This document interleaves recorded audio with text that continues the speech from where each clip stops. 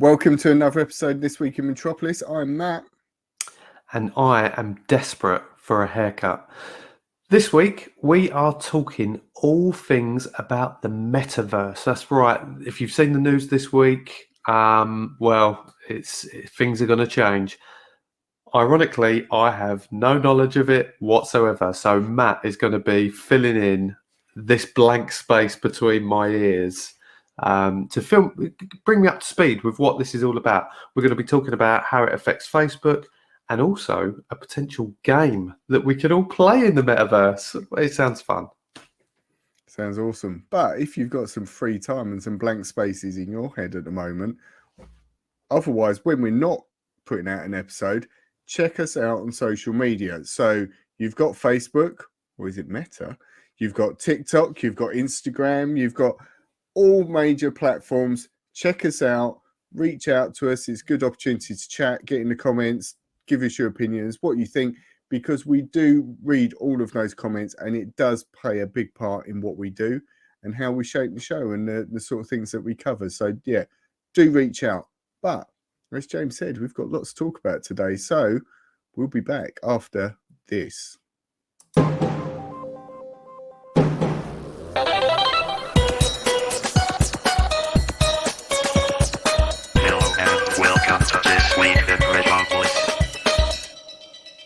Welcome to episode 8 of season 8.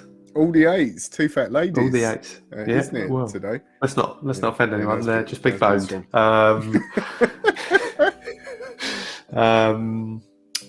But yeah, we're here. We're not live this week, but we felt it was needed for us to get all the information, because if we were talking about this with everyone live and watching, there'd just be questions coming in, probably mainly from me actually, saying what are you talking about? But we'll get onto that in a bit. Matt, how you been? Good. I spent my weekend, Halloween weekend, obviously. We was talking about that last week in a live episode. So I treated myself yesterday to a Halloween film, which is one that I haven't seen for a very long while, which I did share with you earlier, which was The Crow. Yeah, I wanted to watch that because The Crow is all about the night before Halloween and so on. Absolutely amazing. I could not tell you when I'd last seen that film, and I loved when that film came out. I probably was introduced to the soundtrack before the film itself, because the soundtrack was a pretty big deal at the time and had loads of acts like Nine Inch Nails and Stone Temple Pilots and Pantera and The Cure, all like the awesome alternative music that was on it, which is incredible. So yeah, I absolutely loved it. Watching it, I haven't seen that film for so long, and you're right, it's a classic film. We were talking about it earlier, and ironically all the news that's been going around recently with on the set of Alec Baldwin's film, is it Rust? Yeah, I think it's called, Rust, or something like that. Which will probably never see light of day is the difference between that one, isn't it? Sadly, yeah. But it does add a weird thing, I must say, like watching it after that very recent stuff has happened, it does really drive it home that you're watching a film where someone actually died during the making of the film, which is a really odd thing, especially because the whole film is about him dying and not like his character dying and then sort of coming back. So I get it does give it a bit of an odd sort of edge to it, I guess. It adds to the supernatural element of the story in a rather morbid way, isn't it? But on the other hand, I also watched a film which I don't know whether you've seen. It's one that I hadn't seen before I met my better half, and she introduced me to it, but it's a really old one. Labyrinth. Have you ever seen that? Do you know what? David Bowie, yeah? Yeah. Never seen it. But my better half, ironically, another Norfolk girl, she's seen it. And I mean, usually I'm telling her films and she, yeah, I mean, half the films I ever mentioned to her, it's a bit like when I tell you about films, she's never even heard of them. That's a discredit to you. You're better than that. I've never watched them. That's the difference with me. She's seen The Labyrinth, and she watched it when she was growing up. She loved it. Yeah, Never seen it. I probably saw it in my, I don't know, late 20s or something like that, and then we watched it the weekend. It's brilliant. It's because it's got David Bowie is the Goblin King, goblin as in small creatures, not gobbling as in eating loads. Yeah, and he's That's a shame. but he did the soundtrack as well, so he's singing throughout the whole film too. But it's awesome. All the characters, you've got Jennifer Connelly as sort of fairly young, who went on to do lots of other stuff, and David Bowie are the main sort of characters. But the rest of the film is filled up with sort of puppets and like animatronic creatures and stuff, which were all done by Jim Henson. So awesome. And some of one of the characters, I can't remember which one, is done by Frank Oz, and Frank Oz is the guy who did Yoda. So it's big sort of production, and it absolutely amazing. Yeah, totally enjoyed. Was it really good? Yeah, it is a really good film. It's a really good film. Maybe I might check it out then. Do check it out. The singing, I must say, David Bowie is obviously, he's a legend. He's done some amazing songs. The soundtrack is sort of, in 1986, it was probably better than it was in 2020, let's say. Yeah. It's not quite Let's Dance or any of his other big hits. Yeah. Great. Okay. Well, I didn't watch any Halloween films. I did tell you I watched something Halloween themed. That was Strictly Come Dancing. But the less said about that, the better. It was terrifying. It was terrifying. But big news today, while we're talking about films and TV and such, the first trailer for the Book of Boba Fett was released. We posted a few screenshots. It looks incredible. Straight off the back of Mandalorian, I believe. Characters in it. You've got the woman who, what was her character's name? I can't remember what her character's name was in the movie. In Heroes, wasn't she? Not Heroes. Yeah, I'm talking about Heroes. Agents of S.H.I.E.L.D. she was in. Agents of S.H.I.E.L.D., that was it, yeah. Yeah. But it looks like it's following straight off the back of the second season of The Mandalorian, which we raved about, or certainly you raved about and then got me to rave about it. As a big Star Wars fan, what are your thoughts on the trailer? I think it looks incredible, but as I said earlier, I'm a big Star Wars fan, but I'm not hugely analytical in that I will watch something. I'll notice, like in the Mandalorian, you had Jawas and you had like different bits, and I was like, oh right, now I know what's going on with it. But I'm sure there are so many Easter eggs in that sort of initial Book of Boba Fett trailer that it'll be interesting now investigating what I've probably missed, and I will probably read it and think, oh right, yeah, I get that. This is what the proper geeks and nerds are all like, oh, did you say that? A bit like when we've spoke about Marvel and DC, when they'll watch something in that and go, oh, that's a reference to this comic that came out in 1952. We just like the explosions and the nice costumes, and exactly. That's why we're massive. That's why we love Michael Bay movies. So and Strictly Come Dancing. Michael Bay movies, by the way, isn't he doing? I'm sure he's doing. Is he doing that Moonfall? Or have I made that up? You told me about it. It's the one where the moon's like. Oh. I'm maybe that's not Michael Bay actually. Maybe I'm getting that confused. I know it's the next kind of disaster movie, which is along the lines of the day after tomorrow and all that sort of stuff. You know, they didn't. To be fair, that's ideal for Michael Bay, isn't it? Like, I feel I'm doing a discredit though to whoever's done this film. Michael Bay is definitely involved in a film which will have explosions in though, but we'll talk about that when it comes out. But let's crack on with episode 8. You're going to educate me, Matt, on the news that came out. We didn't speak last week. I was off last week, so I didn't see you, other than when we done our show. We didn't have a falling out. It was just coincidental that we didn't. We did. But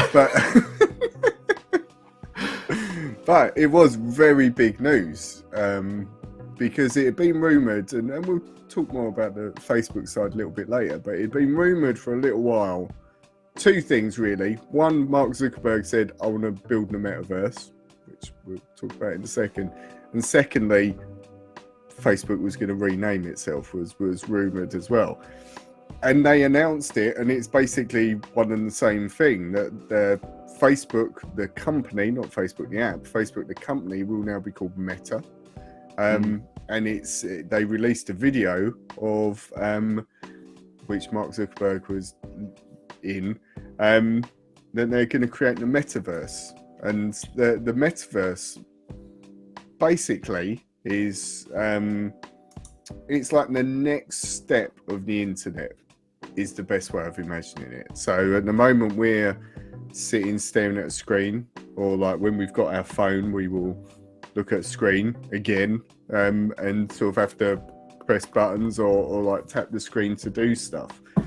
Whereas the idea of the metaverse is that you are, it sort of merges the real world and the online world together.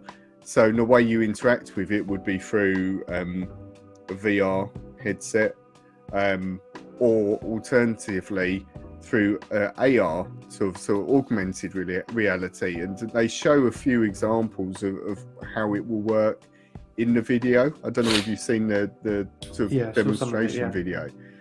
And they are actually developing glasses with Ray-Ban. So Ray-Ban, a famous sort of glasses company, they're actually doing these sort of goggles with them, which will be like normal glasses, but they'll have the cameras in them and they'll have some sort of projection thing in them. Aren't they already?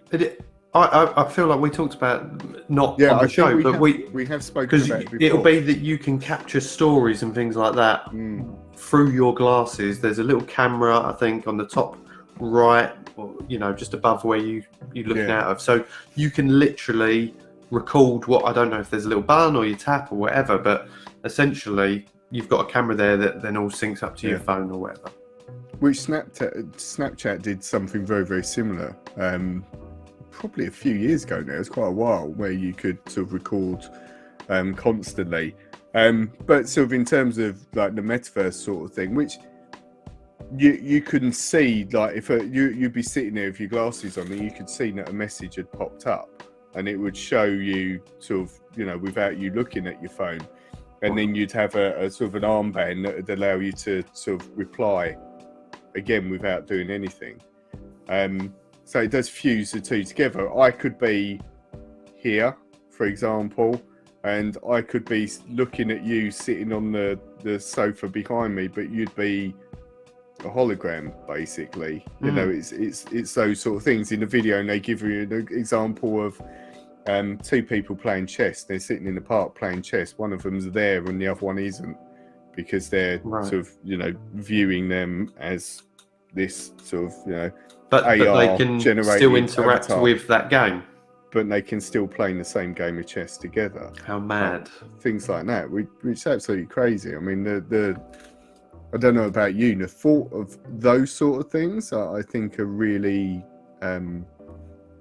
intriguing. I think I would say that how that would actually work, because we both played games online. We've played against each other in Rocket League and things like that, and having that sort of interaction is brilliant, but removing the screen and having it on a different level, that's it feels very kind of futuristic movie sort of scenario. And obviously there is, you've mentioned it to me again, a film I haven't seen. I need to see it, but I remember you absolutely going crazy about it when it came out, what, 2 or 3 years ago, was it? Probably longer now.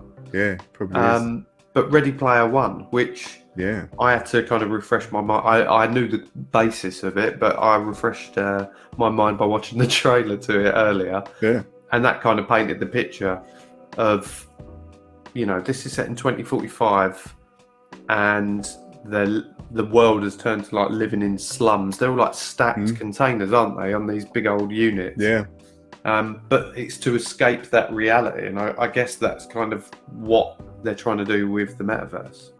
Well, that's the thing where it sits in quite an odd place, because what they're trying to, Meta as it's now called, is Mark Zuckerberg particularly is trying to sell it as, is like a progression, or like this utopian world that we can go to and we can share experiences, we can have meetings, we can do all this sort of stuff. But the actual original term of the metaverse was from a book called Snow Crash by Neil Stephenson. It was an early 90s thing, which was where like cyberpunk came from, that sort of time. The early advent of the internet, and sort of people are having these sort of this sci-fi sort of idea of how these things would work. And his vision is exactly the same as the Ready Player One vision, in that people are trying to escape how awful life is by going into these virtual worlds. So it's got the term metaverse has got a bit of a negative connotation to it, because it's that thing of everything is screwed up to the point where no one wants to like be in the real world, and you're being in this fake one to escape it. So yeah, it's a bit of a funny thing as such with that. But isn't it? It's funny, really, because when you go on, any form of social media, be it Facebook or Instagram or Twitter or whatever, it's like you're looking into everyone else's life anyway. So in a sense, you are escaping. You're taking a step away from your reality to look at what everyone else is doing, be it exactly a post that they're moaning about something, or something's happened, or a picture, or an opinion, or whatever. It's almost like you're staring into everyone else's. I mean, it's what people put out there, but to a point where you can go and look at what a celebrity's posting, or a sports person, or whatever. With the metaverse, it sounds like like you say, like you're stepping almost into that kind of social media as such. Yeah, it would be like the fully realized version of like a chat room would be me and you. We could look like us, or we could look like whatever we wanted to look like, but we'd be in a room with all of those different people. Instead of just looking at someone's Twitter feed, you would be there with that particular person, and they would be giving their opinions directly to you, or almost, or we could do this podcast, like I said, with some of our guests that live the other side of the world, but we'd all be in a room, and I might look like a polar bear, and you might look like David Beckham, and whoever. Already do, mate. And well, of course, and we'd be having that conversation, which would be really odd. But the interesting thing with it is that Mark Zuckerberg come out with this thing and said, I'm going to make the metaverse. But one person that gave no opinion on it is a guy called John Carmack, and he was one of the sort of co-founders of ID Software, who made Doom.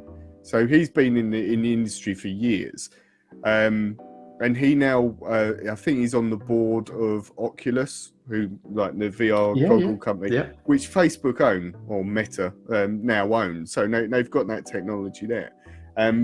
But what he said, which I thought was a really good quote, is he said, I have pretty good reasons to believe that setting out to build the metaverse is not the best way to wind up with the metaverse. So basically he's saying it's something that should evolve. So you start with, and what he goes on to say basically is what Facebook are doing now or Meta are doing now in VR is they're doing chat rooms. So you can go in and you can sit there, and like I've described a minute ago, you can be in VR, avatars talking to each other in real time instead of doing a Teams call, for example.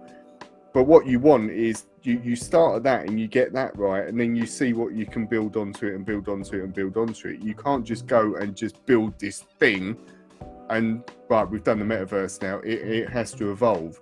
And he mentions games like Roblox and those sort of things, which are almost sort of the stepping stones to it. Fortnite as well. You can, Fortnite has a party section where there's no shooting or anything.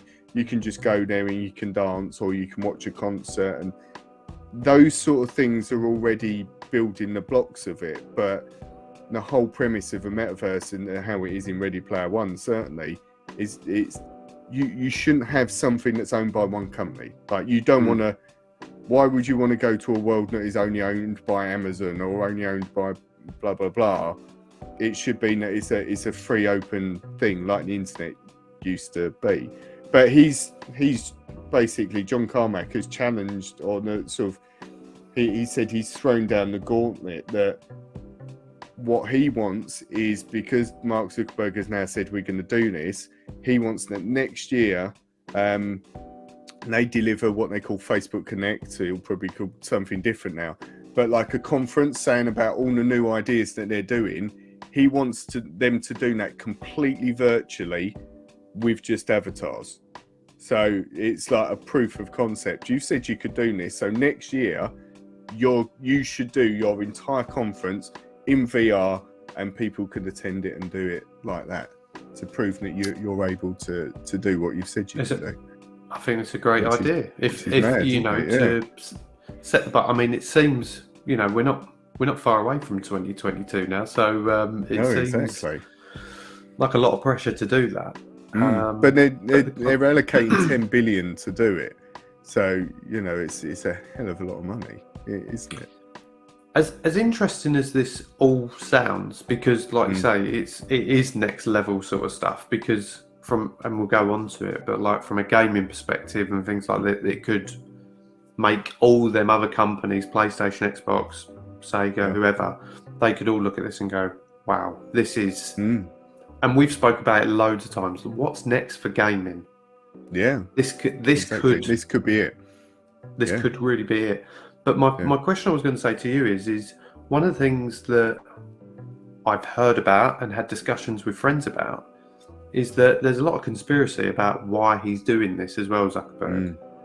And there's a lot of conspiracy about, is it to take away all the bad baggage that's linked with Facebook and things like that. But on the flip side, Facebook's remaining as Facebook. Although the company, that, you know, the overall operating company is changing, Facebook's still going to be called Facebook. But what are your thoughts on that, and what do you know about that? Well, and that's the thing. My opinion of Facebook is relatively low, because the things that I've seen, and certainly there's been in the past year, there's been more and more evidence, and there's been like whistleblowers coming out and showing that Facebook, with the influence it has, can't adequately control Facebook. Like it can't ensure that the information being put out on there is correct, or you know, is true. And in a lot of cases, it can't guarantee the safety of the users. They can't moderate the content that's on there sufficiently because there's so much of it. They can't stop fraud on there, you know, with like the elections and things like that that had happened. So they haven't got their house in order just from that app alone. Right? And even with Instagram, there's research recently, and that again, in part of these, like the leaked documents and that they know that Instagram, for example, has a very negative effect, particularly on teenage girls. It's damaging to their mental health, and that's a proven thing. So you wonder, you know, with all that news coming out, it seems very convenient that Mark Zuckerberg has suddenly thought, you know what, we're going to change our name, because that's, you know, and we'll change our name, and then we can dangle this lovely carrot of the metaverse and say, come on, look at this looks great, doesn't it? Forget about all that. Take your attention away from. Forget about all that. You know, wouldn't you like to chat in a room dressed as a donkey? You know, it's like, it's distraction, isn't it? But they did ask him that. I read an interview, and they asked him directly about that, and his sort of comeback was, oh yeah, but it'd be a terrible time to rename a company if, you know, or launch this product just to block scandal as such. It was almost like answering it in a, oh no, I think that's a bad idea, I'd never do that, you know, rather than anything else. So yeah, it's a bit, I don't trust him. When you see, the weird thing is watching that video, like the launch video where he's picking an outfit and like that sort of stuff, to me, and I've not seen Black Mirror, but I've seen clips of Black Mirror, and it looked, to me, that whole thing looked like it could have been in that sort of episode, because he looks like an alien for starters. He doesn't look like a real boy. He's got that weird haircut now, and it just looks like you could have taken that out of any sci-fi film about the world going wrong, and it would have worked. Yeah. Don't know. Very strange. Very strange. Well, it is very, very strange. We kind of know now. Thank you, Matt. For we know what the metaverse is, but the next thing we're going to discuss is the method behind the meta. So, go ahead. What I was going to say on that, one of the interesting things that I think could come of it, so I don't think it's necessarily. It will encourage innovation with a lot of things, and some of the positive stuff that he's talking about, or has been talked about with it, is like the headsets and stuff like that. They want to have ideally a price point from sort of like $50 for an entry level one, up to say $200 if you want a really fancy one, which I think is great. You'll bring that into like smartphones, sort of budget smartphone to like expensive smartphone or whatever, so everyone could be involved. Great. You don't want it to be like a rich person's pursuit, but also it's to create the amount of content possible to like fulfill a whole universe of stuff. Is a lot of it will be user generated, which has its own problems, like moderating it and that, but they get already sort of previewed really easy apps that, like you or I, we could create filters for certain things. And there's an app that we could, without any knowledge of coding or anything, you could create filters, or you could create avatars and like that sort of stuff. So again, similar to in Ready Player One, where they go and they buy a spaceship or something from one of the guys, or like they buy a particular like avatar. People could, this could spawn an industry of people like us that have a brand or have like a thing that we do, and we could add our touch to it. You could buy a Matt or a James avatar if you felt like you wanted one, or like our lion logo, you could have that, and we could sell that to people, and they could use that in there. So it could start off a little bit of a cottage industry, and I think they are embracing that. It's sort of, we're building this thing, but we want you part of it, which is quite cool, I think. I wonder what the potential pitfalls could be, because you're saying that there, and I was thinking like, there's things like hacking and all that goes on. Like, are people going to be able to hack and then, imagine someone hacked mine or your account or whatever, and got in and, I mean, I'm talking bigger fish than me and you, but I'm just using that as an example. Like, they could go in and disrupt things in various ways, or cause issues in certain ways. So that's an element that I wonder how they're going to look into that. Also, once something is out like that, and if it's going to just be through an app, like, will you start seeing others, like Twitter, for example? Obviously, Twitter's a separate. I mean, we talked about Facebook and Instagram; they're all part of the same company. But like Twitter, are they going to then start looking at it? I mean, one thing I like that I've actually listened to quite a few recently is Twitter now do their kind of live audio hangouts, which I think are pretty cool. Right. And you or I could get on there, set up an audio hangout, and people, if they're connected to you or not, they can join. And they can listen to you talking. They can request to be part of the conversation, which I think is pretty cool. Yeah.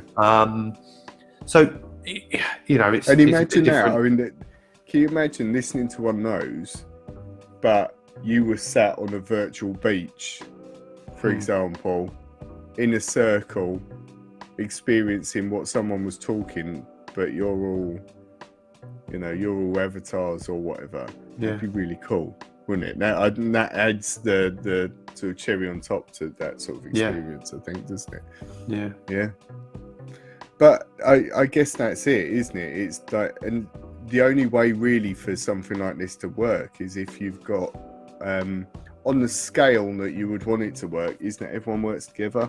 Like if it is the next evolution in the internet, everyone has to buy into that. You know, you don't want an entirely Facebook virtual world would be pretty bad. You know, it'd have its merits, but you know, not great.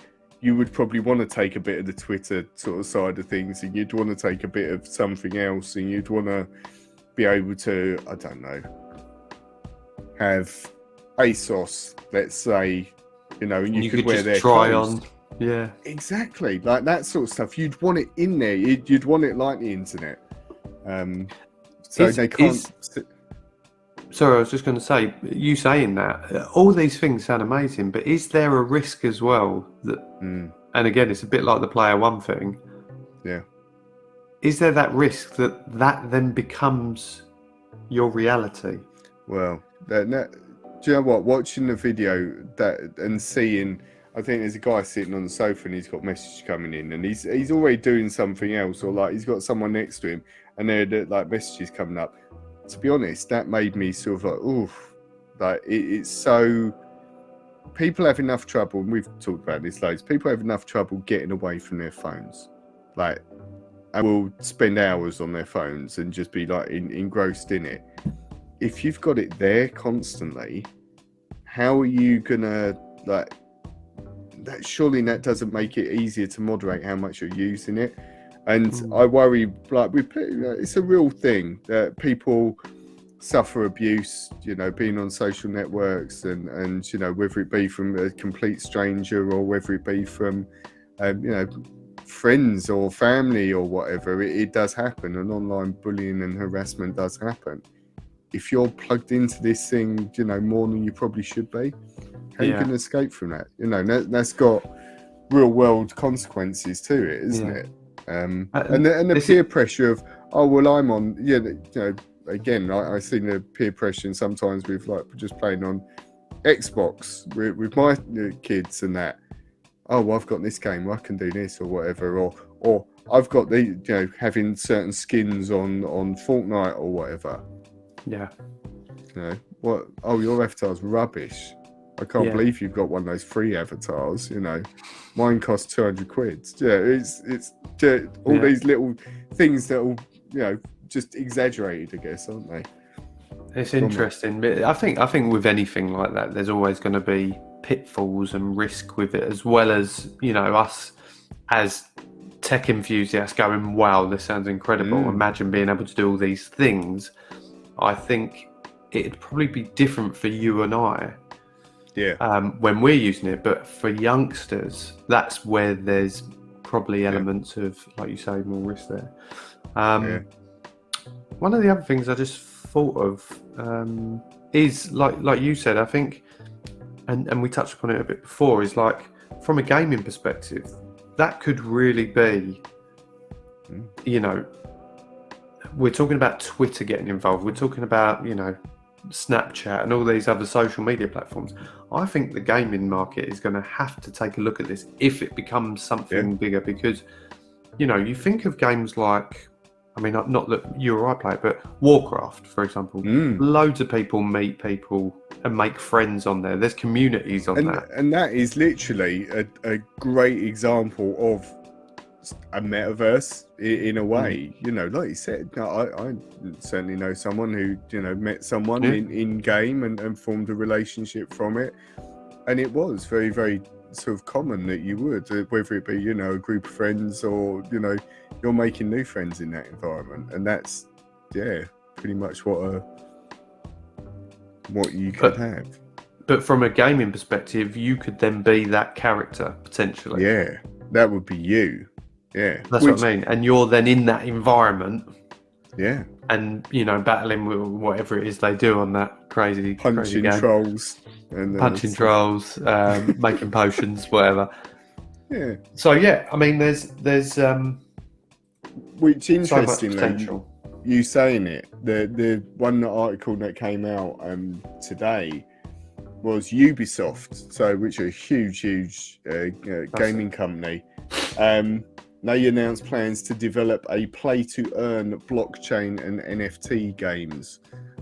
So you would actually, you'd be playing this thing, and because it is on the blockchain, you'd be linked to some sort of crypto-based sort of in-world currency. Where NFTs come in, which I said were a bit rubbish in the last episode, but I think they were a bit rubbish in the context of buying a picture from Saw that you can get anywhere else, or a video from Saw. Terrible idea. But what would be great with an NFT is, again, going back to the reference of Ready Player One, you've got your avatar and you can use it anywhere you want. The way to own that avatar is to have it like an NFT, that it's this thing that's logged against you on that blockchain. You can take it wherever you want, and that's compatible. So I could, you could be in Street Fighter as James or as whoever you want to be, and then you'd load up FIFA and you're playing as you, and with the same avatar. It doesn't matter, and you can take that wherever you want to go, which is sort of what they're looking to create with that sort of thing. But another interesting, like the play to earn concept, which could fit into it. There's a game that I has been sort of on my periphery for about a year, but I was really looking into this week, which is called Axie Infinity, which it's a blockchain-based game. It runs on the Ethereum network, and the characters, basically you're these little funny like monsters, and you have to have 3 in a team, and you battle other ones. So imagine like Pokemon, and you can breed the monsters to get another one, and so on. And each of them have special powers. So like if you've got, I think again similar to Pokemon, let's say if you've got a grass one, it's more susceptible to being battled by a bird or whatever it may be. Yeah. But in the Philippines, particularly, people are playing this game and earning money, and they're earning more money than they would working a normal job. Wow. And it's a situation where they're earning $2,000 a month, and they would never be able to earn that much money just by working a regular job, just by playing these games, or Axie Infinity specifically. The obstacle with it is there's a big buy-in to get your little axes, as they're called. You're probably looking nearly $1,000 to buy them up front, because again it's the Ethereum and it's expensive to use. But how people are getting around it, like the people who are willing to invest the money, they'll buy the axes for you, and you'll sign up to their team. You play in the game, and you get 50% of the rewards, basically. So you do all the hard work playing the game, but you get half the money, but you're still earning more money than you would normally. Yeah. So something like that, again, you could be not only potential for. Yeah, not only would the game be incredible, like you're immersed in it, you could be earning money that you could actually spend in the real world, which is a crazy concept in itself as well. And if people are earning $2,000 just by fighting little, little squidgy things, imagine what there could be that you could do. And this is what we were discussing, not on the show, but off air earlier today, talking about cryptocurrency and things like all them sort of things. Now it takes, like you said to me, takes one person to set up a coin as such, and then that could be, so if there was Meta the company set up a cryptocurrency for which Meta, they did as well. try to do. I don't know if you remember in series 1 we talked about Libra, which was yes, of course, Facebook's proposed cryptocurrency. They shut it down very quickly because I think the financial authorities in America were like, "Hang on, you're not doing that." Without the proper regulations, you're not doing that, because they knew that they could get, how many users has Facebook got? Like 2 or 3 billion now. It's ridiculous. 2 billion people using one currency, like their own currency. It could be detrimental to the financial industry, I guess. But again, that's something that they could easily do now. Is put that out there, and then not only are you're communicating via their apps, you're in that world, you're spending that currency. It's earning which has an outside of meta value and so forth. Yeah, it's from a marketing point of view, it's genius. It's just the reality of it could. Yeah, can they do it? I think is the thing now. How are they gonna make it effective? Because there are lots of things that we've talked about on this show. That Elon Musk does a lot of them, doesn't he? He will say, "Oh yeah, blah blah blah. I can plug your brain into something and it'll do whatever." You could, in theory, but how long is it going to take before that actually happens? But we'll see. They seem to be throwing enough resources at it. Let's see how it pans out. It's not just chat now, is it? When you see the big come out with the announcement, you've seen the video. Speaking of the video, I don't know if it was in the same one, but did you see who he was talking to on the phone? The English guy. No, who's he talking to on the phone? Nick Clegg. Yeah, because Nick Clegg works for Facebook now, doesn't he? I never knew that. Yeah, that was his job after he quit being the Liberal leader. How mad. I can't remember what his title is. He's got some sketchy title. It was just weird because you saw some English guy at the other end and I thought, I recognise you, but what from? Yeah. And then it kind of all clicked together. Madness. But, well, that's kind of answered the method behind it. Something else that you threw at me, which is rumours, yeah? No, it's facts. No, this is actually 100%. Well, I'm just gonna throw it up then. Boom. Yeah. As part of this presentation, don't get me wrong, this is exciting, but it's also weird in the sense that Mark Zuckerberg announced in his whole Metaverse presentation thing that they were developing a version of GTA San Andreas for the Metaverse, which to me, I thought, great. I'm a huge fan of GTA San Andreas. It was a good game, but why are you doing San Andreas? Because that was like, when did that come out? 2006 or like? We discussed this recently, and I can't remember exactly the year. But why would you do that? Like, why wouldn't you do 5? Because surely that's a better one to do. Why are you picking San Andreas? There's got to be some logic to it. Is it because the graphics that they've got in Meta at the moment aren't to PlayStation 4 level? Yeah. But I don't know if you remember, San Andreas was a good game. I mean, it was good because very good. Like the open world and it was... Yeah, because wasn't I talking about... No, or was it 5 I got eaten by a mountain lion? No, I think it was 5, wasn't it? That was 5, yeah. But San Andreas was still awesome. San Andreas was awesome. However, I don't know whether you remember that the game mechanic in San Andreas was if you ate too much at Clucking Chicken, you got really fat and out of shape. If you did, so you had to exercise. So it was this and if you didn't exercise, you couldn't run as fast as you could. So it was almost like the real world, which you don't necessarily want in San Andreas. You don't want in like a GTA game. You don't want to be reminded that I can't eat fast food all the time and so on. With San Andreas, was that the one where you could go to the strip clubs and stuff like that? Or was that Vice City? I think that first came out in 4. No. No, Vice City, you could go to the nightclub and dance. Can't remember the guy who ran the nightclub, but you did some missions with him. 4, maybe. I think San Andreas was the one that was famous because it had the hot coffee mod, which was that you could have sex with your girlfriend. And they removed it from the game, but someone discovered it in the game files and actually made it possible to play. And it was a huge scandal. Yeah, no. I love that people go into that much depth. Yeah, exactly. Yeah. But my point is, what it makes me think is if you could go into the game now, like it's almost a little bit like a thing like Westworld.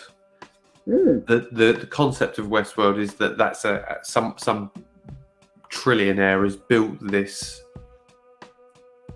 off the beaten track world, Western, and you pay a hell of a lot of money to go there and escape reality and be whoever you want to be it a hero, be it a villain, without consequence, right? Now, I'm not saying it's the same because this is in a virtual reality, but the sense that you could go in, steal a car, think of the game, go and nick someone's car, get in it, drive around like a maniac, and if you die, you just start again or whatever. How would that work? It's just mad. Carry a gun. Could you choose to work in, I don't know, the gun shop, for example? Like, would you be able to have the opportunity to be this really boring character?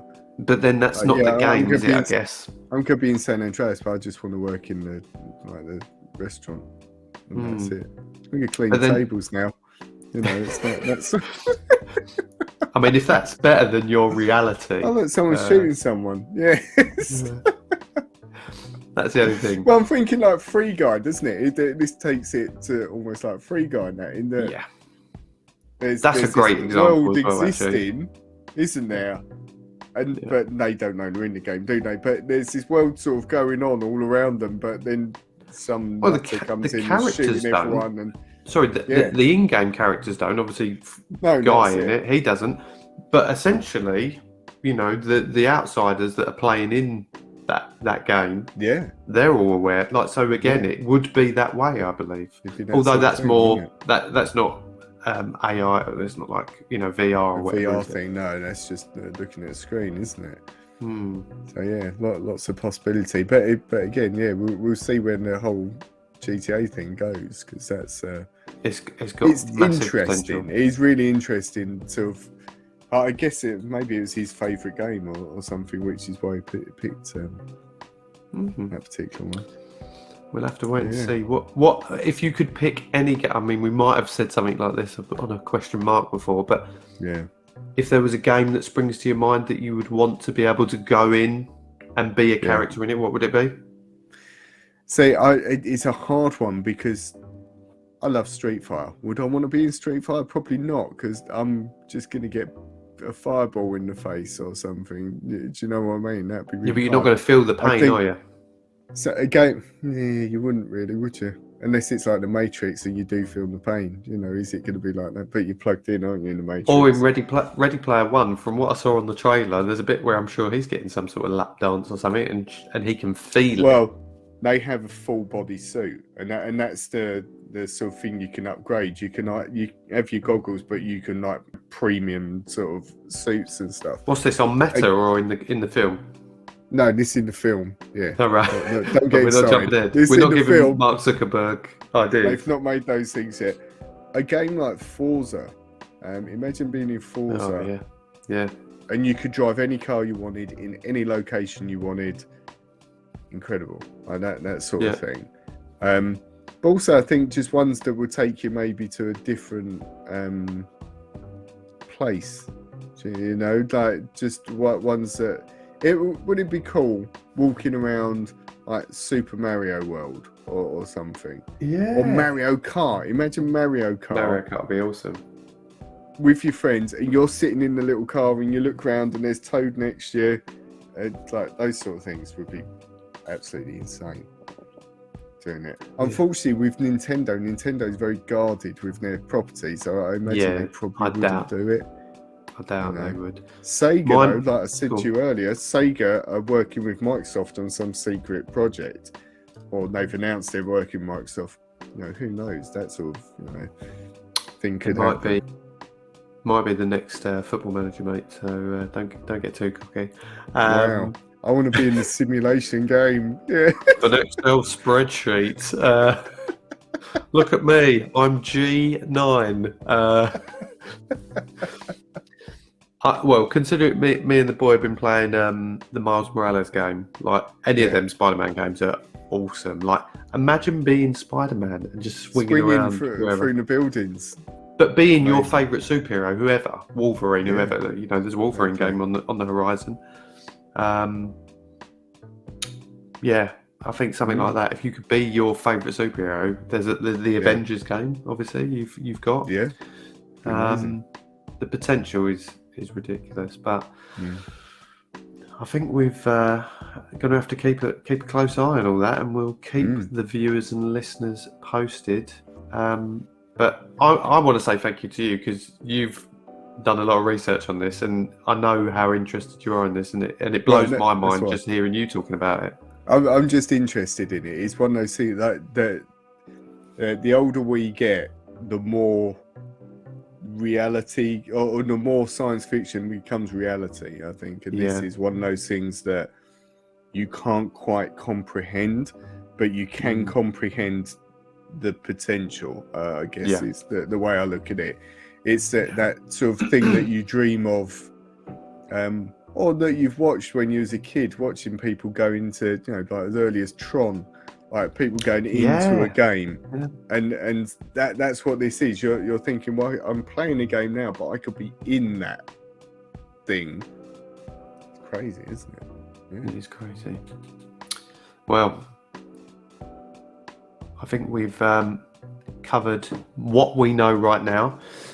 If you've enjoyed this episode, then make sure you hit the like button wherever it is you're listening or watching us. Make sure you subscribe to our channel on YouTube. We're now at 97. Please, we just want to get to 100. If we get to 100, I'll tell you what, if we get to 100, we'll call it a day. No, we won't really. We'll carry on. We'll delete the account. We'll start again. No, we 100 would be a nice milestone for us. You can see all the socials run along the ticker at the bottom. Instagram, Facebook, Twitter, TikTok, we're on all of them. Make sure you like, follow us, all that stuff. But we will be back next week, hopefully a live one next week, Matt. Until then, let us know your thoughts. Tell us in the comments. You'll see our posts. You'll see the video clips going up throughout the week. But let us know your thoughts on Meta and the Metaverse. Do you think it's a good thing? Do you think it's a bad thing? Let us know. But until next week, I've been James. He's been Matt. And thank you for watching or listening to This Week in Metropolis. I hope you enjoyed that episode as much as we did. Don't forget to like and subscribe so that you don't miss any of our future episodes. Yeah, and you can also follow us on all social media. So you can find us on Instagram, Facebook, Twitter and TikTok.